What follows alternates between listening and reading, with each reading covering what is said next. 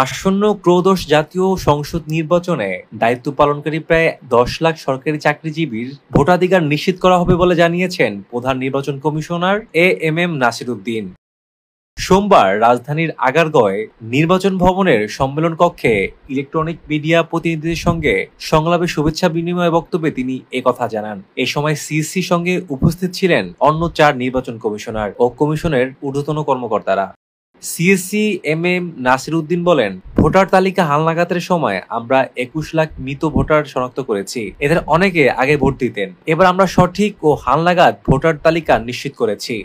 তিনি আরো বলেন, নির্বাচন কমিশন জাতির কাছে প্রতিশ্রুতিবদ্ধ একটি সুষ্ঠু, স্বচ্ছ ও গ্রহণযোগ্য নির্বাচন আয়োজন করার জন্য।